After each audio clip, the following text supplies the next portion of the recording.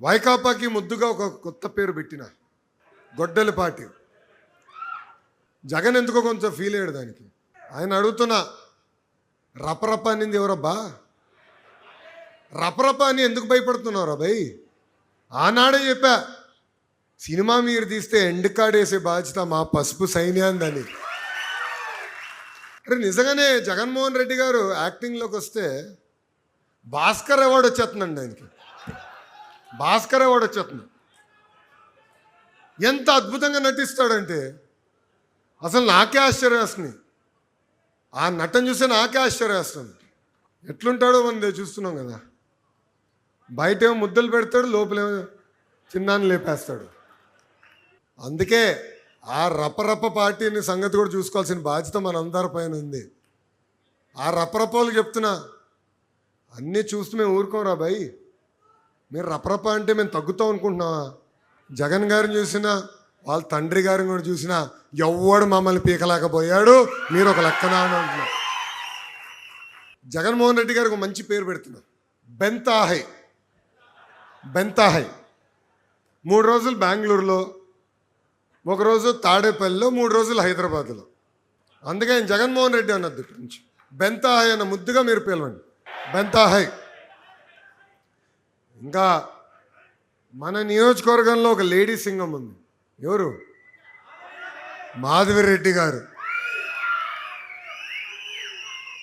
కరెక్ట్గా 9 నెలల ముందలు వచ్చారు. 6 కష్టపడ్డారు, ప్రతి గడప దొక్కారు, ప్రజల మనసు గెలుచుకున్నారు.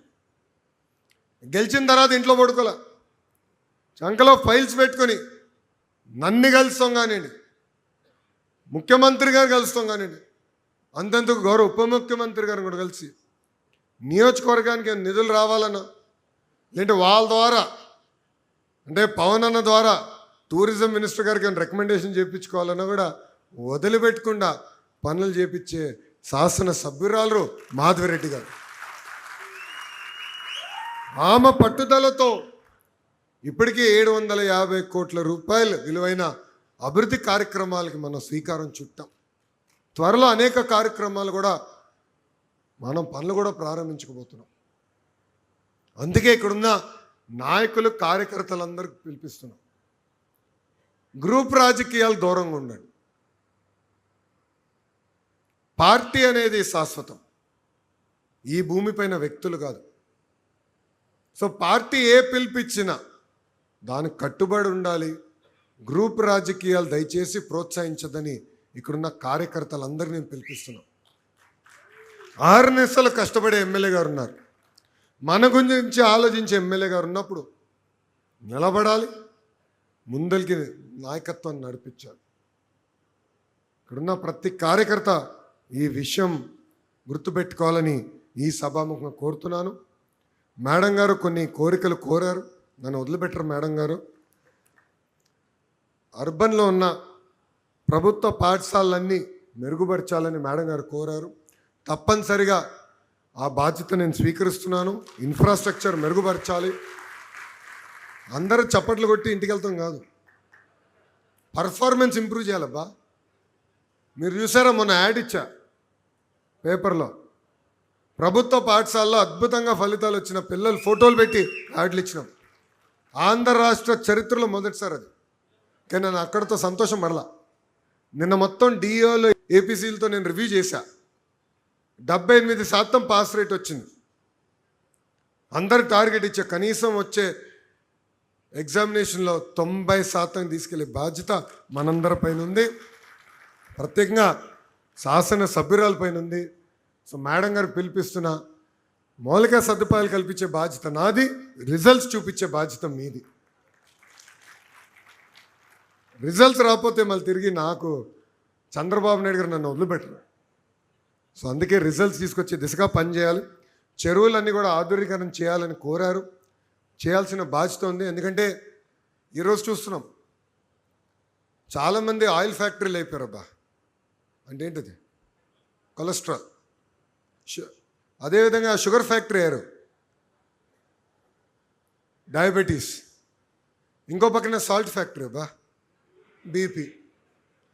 విచిత్రం ఏంటంటే గతంలో ఇదంతా ధనవంతులు జబ్బు అనేవాళ్ళం, కానీ ఇప్పుడు చూస్తే నిరుపేద కుటుంబాలు కూడా ఇవన్నీ వస్తున్నాయి. దానికి కారణం ఫిజికల్ యాక్టివిటీ లేకపోతాం. ఇది మా మంగళగిరి నియోజకవర్గంలో కూడా చూసా. అప్పుడు నేను వెళ్ళి మాడితే అందరు అన్నారు, పార్కులు ఎక్కడున్నాయి, నడిచేందుకు మాకు అవకాశం ఎక్కడుంది, మేము కుటుంబం పరంగా వెళ్ళి ఎక్కడ ఉండాలంటే పార్క్కి వెళ్ళాలంటే పిల్లలతో ఎక్కడుందో అది కల్పించండి అని నన్ను కోరారు. అందుకే మంగళగిరిలో సుమారుగా 43 పార్కులు, చెరువుల్ని ఆధునీకరణ చేయాలని లక్ష్యంతో నేను పనిచేస్తున్నాను. అన్నీ అవులా పనులు ప్రారంభించాం, కానీ ఆ విలువ ఏంటో నాకు అర్థమైంది, ప్రజల కోరిక ఏంటో నాకు అర్థమైంది. తప్పనిసరిగా నారాయణ గారితో మాట్లాడి ఆ పనులు చేసే బాధ్యత నేను తీసుకుంటానని గౌరవ శాసనసభ్యురాలకి నేను హామీ ఇస్తాను జరుగుతుంది. అంతేకాకుండా కార్యకర్తలందరూ విషయం నేను ఆలోచించమంటున్నాను. ప్రభుత్వ కొనసాగింపు అనేది చాలా చాలా అవసరం అండి. ఈరోజు గుజరాత్ చూడండి ఎంత అభివృద్ధి చెందింది, ఒరిస్సా చూడండి ఎంత అభివృద్ధి చెందింది. 1995, 98, 99 అనుకుంటా ఒరిస్సాలో ఒకసారి తుఫాన్ వచ్చింది. మనం పంపించాల్సి వచ్చింది అధికారుల్ని, పోలీసుల్ని మనం పంపించి మొత్తం కరెంట్ రిస్టోర్ చేస్తాం జరిగింది. అలాంటిది ఈరోజు ఒరిస్సా ఎంత ముందరికి వెళ్ళిందో చూడండి. తలసరి ఆదాయంలో మనకన్నా ముందలున్నారు. అంటే ప్రభుత్వ కొనసాగింపు అనేది చాలా చాలా అవసరం. ఇది దయచేసి అందరూ గుర్తుపెట్టుకోవాలి. అందుకే అలక్కకి ఫుల్ స్టాప్ పెట్టండి, రండి మాడుకుందాం. ఈరోజు పార్టీ ఒక వ్యవస్థ, శాసనసభ్యురాలు ఉన్నారు, పార్లమెంట్ పార్టీ అధ్యక్షులు ఉన్నారు, మా జోనల్ కోఆర్డినేటర్ కొత్తగా వచ్చారు, ఆయన సీనియర్, గతంలో ఉత్తరాంధ్రలో అద్భుతంగా మనందరం గెలిపించిన వారు శ్రీనివాస్ అన్న వచ్చారు, సవితమ్మ గారు కూడా ఉన్నారు, ఇన్ఛార్జ్ మార్చిలుగా మేడం గారు కూడా ఉన్నారు. సో అందరం ఉన్నాం, మన సమస్యలు పరిష్కరించదనుకున్నాం. కానీ ఒక విషయం గుర్తుపెట్టుకోండి, కేవలం అభివృద్ధి చేసినాం, సంక్షేమం చేస్తే ఎన్నికలు గెలుస్తాం అనుకుంటే చాలా పొరపాటు. సంక్షేమ అభివృద్ధి అనేది ఒక పాస్పోర్ట్, అంటే ఆ ఊరిలో వెళ్ళేదానికి పాస్పోర్ట్ రావాలి. ఆ ఊరిలోకి వెళ్ళి మానవ సంబంధాలు పెంచుకోవాలి, హ్యూమన్ రిలేషన్షిప్స్ పెంచుకోవాలి. పలకరింపు చాలా అవసరం. భుజమైన చెయ్యేసి ఎలా ఉన్నావు పెద్ద అయినా, తాత, చిన్నమ్మ అంటే చాలా మార్పు వస్తుంది. నేను నా జీవితంలో చూసా.